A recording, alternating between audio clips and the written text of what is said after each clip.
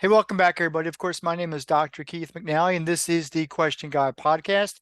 I'm here with Jonathan Hardin, and Jonathan is the brainchild behind Sojourners Awake. And if you've been watching my YouTube channel for any length of time, at least for the past month, you know that I added a special video that put me in the game. And I was so happy to be in the game finally, after probably 35 years of since the last time I played. And it's all because of this man right here. So we're going to talk about who you are, what Sojourners Awake is, and I don't even think I'm pronouncing that correctly because it just doesn't roll off the tongue real well. So let's dive into that conversation. Jonathan, who are you? And how did you get started in gaming?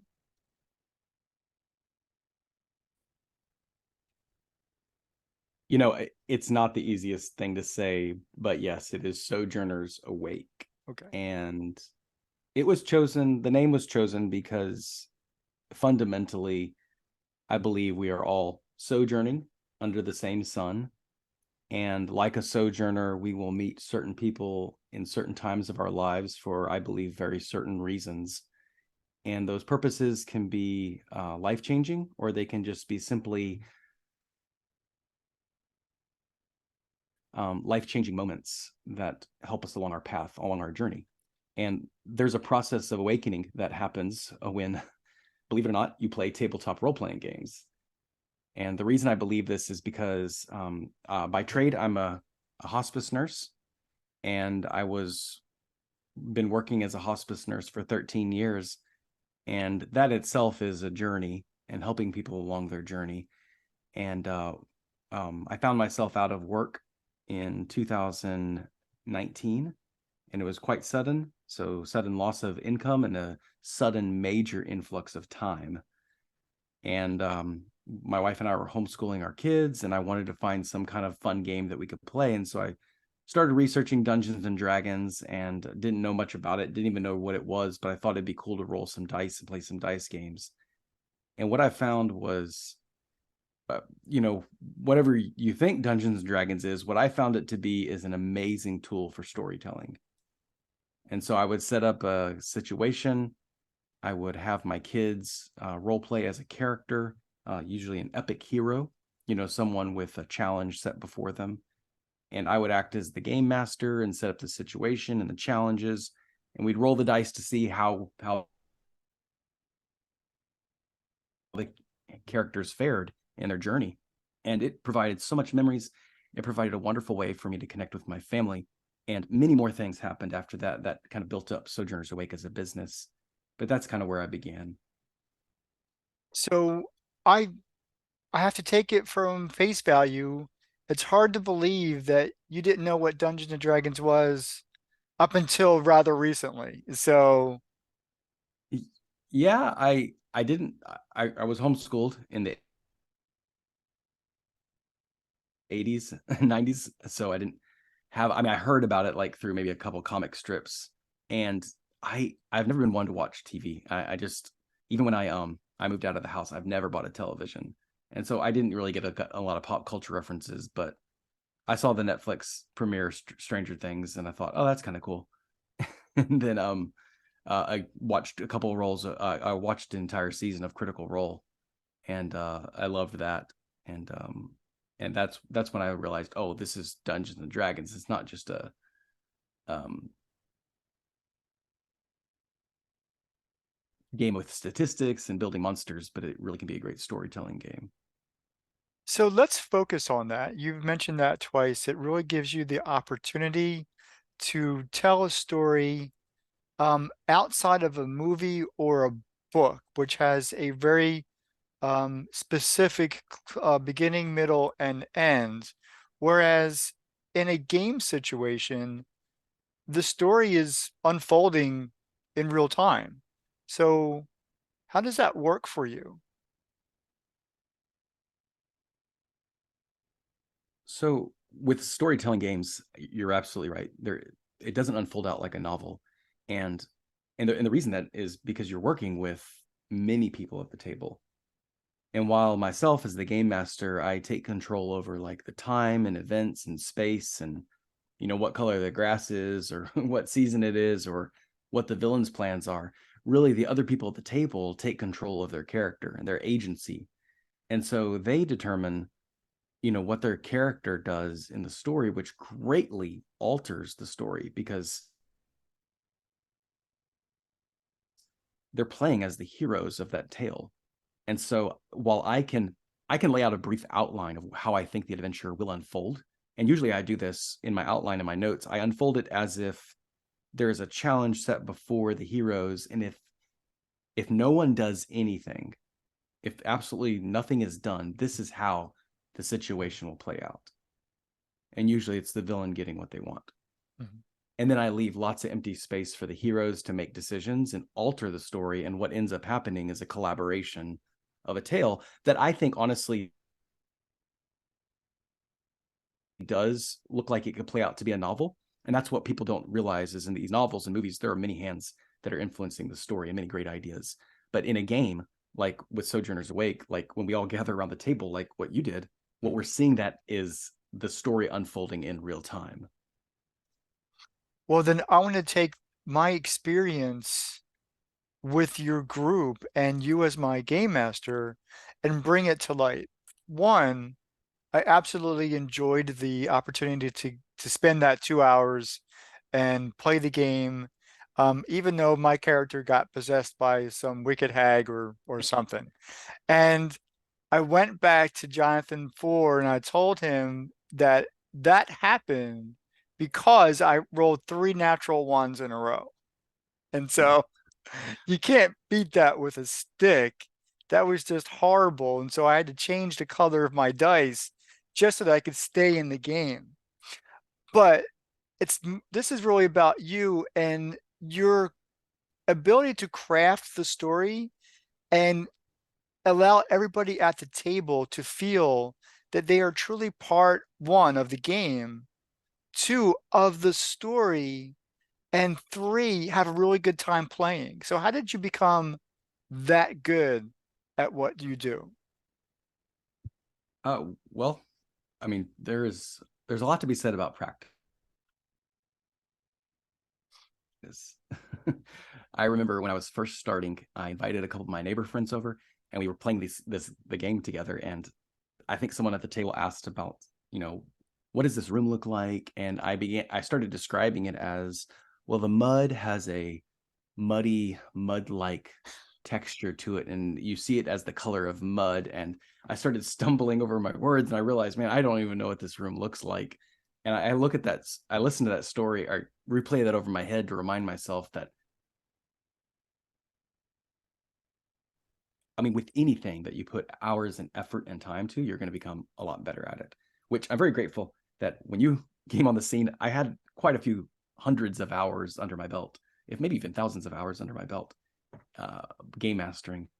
But I will say this: I have seen the power of tabletop role playing games helping people communicate and improve their communication, improve their articulation, and that they finally get the words of what they really want to say.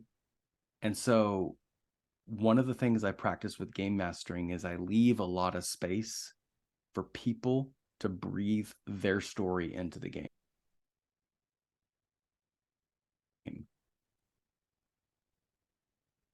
And how, so you said practice gave you the ability to get better at it.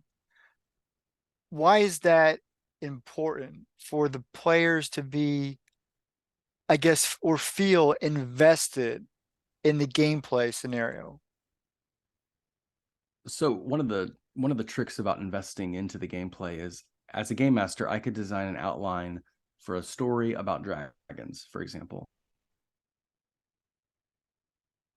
And then you bring a character who has no interest in dragons. That story's not going to match up together. So one of the points that I try to make in beginning a game is called an anchor point. And it's an anchor point in which I anchor your character into the story. And so what I'm telling you is your character that you're playing as, this story matters to them. And I think for you, I kind of sent you like a quick secret chat, but I don't know if you can remember what your I was character the is. I was I was a hero. I was a poet hero. And I played right into that. Yeah, so I remember that. I've developed. Yeah, you did a great job, by the way. So there's something else to be said about like the archetype of the hero and Carl Jung, his work on the shadow and the persona and the ego. There are so many archetypes that are kind of built into our mythology and our storytelling. So what I did to you is I gave your character a reason to care about the adventure. And specifically, your character had, yes, I'm a hero and the world needs that hero. You had just this crusader passion to save the world. And I think someone else, they had a anchor in the story that the mayor of the town, affectionately named after yourself, My was, real last name. yes, your real last name. Her motivation was that the mayor owed her money. And so she just saw this as a practical means to get a resource met. Someone else, I gave them the personality that they're kind of always up for the next big adventure, the next shiny object. And so that character is very easy to role play because you can just take every hook the game master gives you. And then one other character, I gave them, let's see, I gave them the background. Oh, that the crime committed by the villain had actually happened to them before, and therefore they had deep empathy for anyone also experiencing it. So with those kind of anchor points, I think that's what makes the game make sense. It takes my story and my hard work that I did, you know, hours of preparation to begin with, and then your idea of a character, and I marry those two together at that anchor point, telling you as a character, this is what your character cares about. And then I hand the story over to you and let you role play it out to see how you become that hero. And I kind of want to ask you, because we didn't get to talk too much afterwards, how did that feel, knowing that I did hours of preparation, I gave your character an anchor point, and then I let you run loose with the story to see how it did? How did that feel as a just someone jumping in the game? Well, for somebody just jumping in the game, kind of scary because the level of expectation wasn't shared. And so for me coming into, I didn't want to disappoint you. I didn't want to disappoint your group because I'm the new guy coming in, and I did want to have a good time, playing the game. That was literally why I kind of wanted to play. So it was my experience listening to other professionals like Seth Skórkowski and Matt Colville. And I've been listening to them for quite some time now and kind of really getting a better appreciation for all of the things that game masters put into the prep time, that I had to come at least with the mentality that I was going to offer something not only to my own character, but to everybody else's, gaming time. Does that make sense? Yeah, absolutely. Another thing that I think really helps, and I think you did a good job, partaking in this. I encourage players, and oftentimes I'll do so with a very direct question. I will say, I'll describe the scene and then I'll ask your character, when you walk into this room, what do you pay attention to? Or what questions do you have? And what I have found that helps out with two things. Number one, I don't have to prep for every single detail of every single room because that's exhausting. And number two, it helps the players stay on their toes because they're constantly having to use their imagination at creating the world with me in their mind. The upside to that is players don't get lazy and just sit back and wait for the game master to feed them all the information. Right. Now your brain is having to think like, wait, I'm in a haunted log cabin. Is there any mold? Do I see any mold? Wait, it's a haunted log cabin. Do I see any cobwebs? Are there any spiders nearby? Or do I see any cabinets that are closed? Now your mind as a player is actively asking the questions, and you watch in real time as the game master lays the brick of the room, then the players lay another brick, and you're kind of building the scene together. And then eventually the players start acting, the ghost shows up, the werewolf shows up, or whatever happens, and then it's all chaos and dice rolls. So I want to add that for each of the characters that you gave us, you also gave us pieces of their character. So you kind of gave us some foundational points to kind of work with. And uniquely to my character, I had the ability to hurl insults. Yeah. Where in the world did that come from? Well, I have to give a lot of credit. So I started out playing Dungeons and Dragons 5th edition and loved playing it. And eventually, for some certain reasons in the news, I was like, I'm going to start looking for another game system. And IC RPG, Index Card RPG, I have found is fun. So that's the game you actually played, Index Card RPG. And one of the character builds in that was it's just this it's that character in the movie or the story that's constantly like mouthing off to the villain, and it's funny and it's witty, and you did a great job role playing that, like taunting the villain. And what that does is it creates a more dynamic gameplay. It helps your allies out, it whittles down the health of the villain, and it keeps you on your toes because you had to think of clever insults to yell at the bad guy. Which I don't think I was very good at. I was just kind of saying I was, hurling insults or something derogatory in nature. I wasn't as good as I Yeah. usually am at ad-libbing some stuff. But I thought it was unique in that it was not a traditional attack. You attack with a sword or some type of weapon. This was a very unique way of, I don't know, engaging the enemy and engaging the others, because I think with that one skill or attribute, the other characters, the other players even kind of found that funny.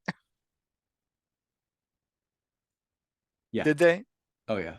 Yeah. Absolutely, yeah, they did, and your delivery of it was fun too. And I might say I like to spotlight this for a moment. I oftentimes tell players who ask me, "Do I need to role play the whole time?" And I tell them, honestly, it's all role play because none of this is real. From the beginning of the game to the end, it's all role play. But if the question is, do you need to speak in character? You don't have to. A lot of times, people speak in character the whole time. That's great. And a lot of times, some players, usually the more introverted ones, just say, "My character does such and such," or "My character hurls an insult that makes the enemy's blood boil." And that's totally fine because either way, you're still going to have to roll a dice, and we're going to figure out if you were successful or not. Right. So past the gameplay, you've got other things going on, including a YouTube channel, a podcast, and a website. So what does that look like for the big picture of you and Sojourners Awake? Yeah. So in the game, you did meet Jen and Jackson. So Jen and her husband are pivotal at helping Sojourners Awake become a business.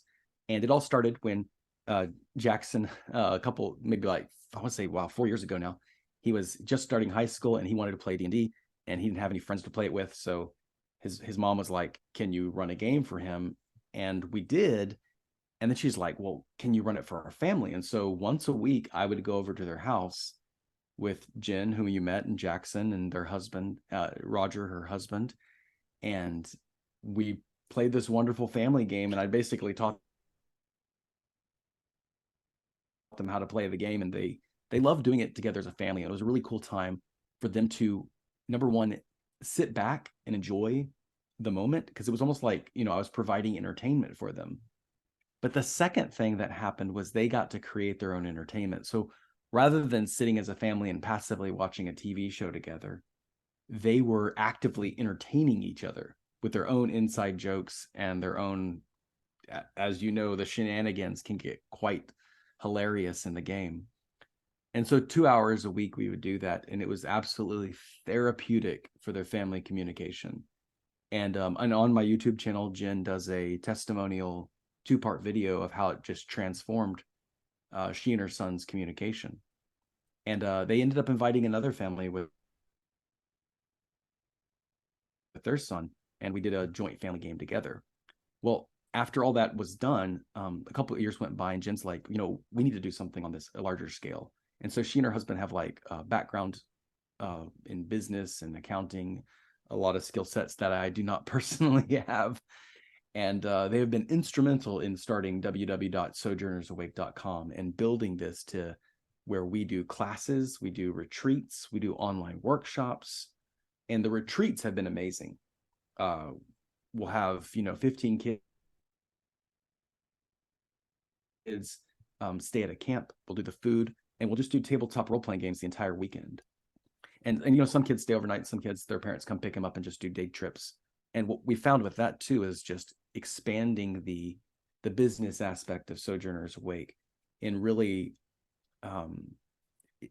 at the heart of it, it's teaching tabletop gaming, but what it's really teaching is how to awaken to your own creativity, and in some ways your own spirituality. So it's really, my heart is to teach people that you can create your own entertainment. You can have fun, and all you need is pencil, paper, and some dice. You don't need, screens are not a bad thing, but what we try to do is help create an analog experience. And so even though we met over a Zoom game, you and me like our game, I still encouraged paper, pencil, real dice, and of course a real game master and people who are on the other end of the screen enjoying this time with you. So at Sojourners Awake, we found that with these kids coming to these retreats, they were submitting their ideas for gaming and ideas and world building. And so I've compiled their artwork and their stories together in little booklets, and small little PDF digital booklets that you can print off or save on your device. And these are all the brain work of these kids coming to these retreats and these classes. And so we're thinking about ways to expand the retreats and expand the classes. And that's kind of partly of what you participated with in, is just like reaching out to other people and seeing like, can you learn this on the fly? Which again, I might say with very little experience, I guess you've had some experience a long time ago, but just being thrown into a game, you were able to jump in so quickly and enjoy it and participate. And I love what you said at the end of your time with us. You said, I want to take this character to the next level. I want to Well, find because out he was where this cool. character goes. Yeah. Well, he was played by you. That's why, you know? But I love the fact that, I was never anticipating, and I'll be upfront, I didn't even get the character until like the day of, like that morning of. Yeah. Um, and I was, I think, the last person to get the character. So I'm actually kind of blessed or kind of lucky in that I like the hero component because I'm a big fan of Joseph Campbell's, Hero of a Thousand Faces, Yeah. or The Journey of a Thousand Faces. I always get those anyway. But again, I'm never thinking that hurling insults can be used as, as a weapon, but the value here is you were not looking for like, thousands of minutes rolling dice in combat situations. Your focus was the story.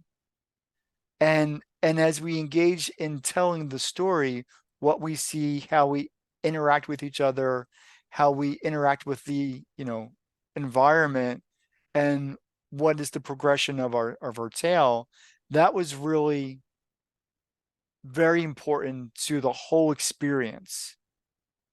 So you facilitating that and the other players really understanding that was really what made that 2 hours of time very special.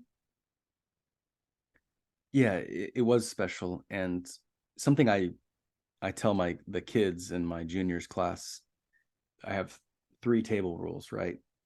Number 1, no pigeons. And that means no side chatter during the game. It's like little pigeons in the background. Don't be talking about other things, like focus on the game. Let's play the game. No go-karting, which, you can get excited about your own character and act for your character, but resist the temptation to grab someone else's character sheet, point to it vehemently and say, you should do this because that would be optimal. Let other people drive their own go-karts, Um, And then the third thing that I think is most important is watch my face. And I tell the kids in the class, where's my face? Because that's the spotlight.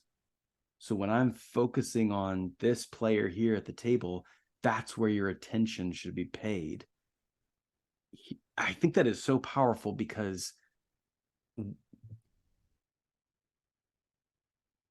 you know, it, we live in an attention deficit world.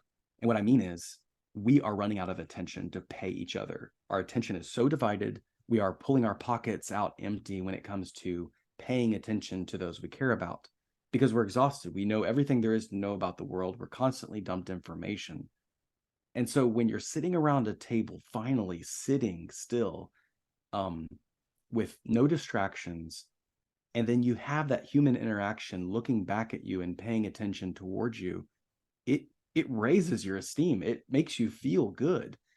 And I think it's even powerful over like something like a Zoom call, which is what you experienced. Because my job as the game master is to spotlight the hero. And that's how I do it. I would, your character, Kazuka, what are you paying attention to? Where are you looking? What do you do? How do you appear when you walk through the door? And it really gives you as the character that moment to shine, and everyone can appreciate that moment. And bonus points if they build off that moment on their turn when it comes time for the spotlight to be on them. Because that's collaboration, that's teamwork. Well, like I said, I would like, if I had the opportunity, would like to build on that character. I think there's a lot of potential there. I don't know if it can be because of your gameplay's index card. And so anyway, it was exciting for me. Well, But with the limited amount of time we have left, if there's anything I can do, I'm just going to add this. If anything I can do to help you build your business or whatever, let me know. And that's, free of charge and anything like that. But more importantly, what do you have to say to those who are listening, watching, in terms of the value of what you just said, sitting around the table and giving everybody their full attention for at least a little bit of time? so I thought about like back when I started playing with my kids. Um, they never cared if I got the rules right. They honestly didn't even care if it was a good story. Um, I I took away from that time that my kids really enjoyed having their dad sit down and pay attention to them. I we sat still, we weren't distracted. We created something together that is incredibly memorable, and 5 years later, my kids still talk about it. Um, I think that's the reason tabletop role playing games are so important and so valuable is because it helps us sit still, it helps us focus. And I would say, I mean, one of our missions is to put a game master in every home. And, I've reached out to people and saying, like, hey, it doesn't matter if you have experience or not. I can teach you the basics. I can teach you just enough to get started because when you start writing down your ideas and you start feeling that creative flow of energy, I mean, like stuff begins to come out of you that, like, I didn't know this existed within me. I did not know I had this within me. But all these stories throughout the years, and not just my stories, but I mean, my hospice patient stories, the stories I had heard from my parents, all of those characters and all those conflicts came out in my gameplay. And I would say, if just for the cathartic experience of releasing your creative energy into the world, you should get into tabletop gaming. Whether you're a game master or a player, get into it because it will change your life. Jonathan, thank you for sharing another episode with me on the Question Guy podcast. For those who are watching or listening, we appreciate your time. You guys have a great day. Take care.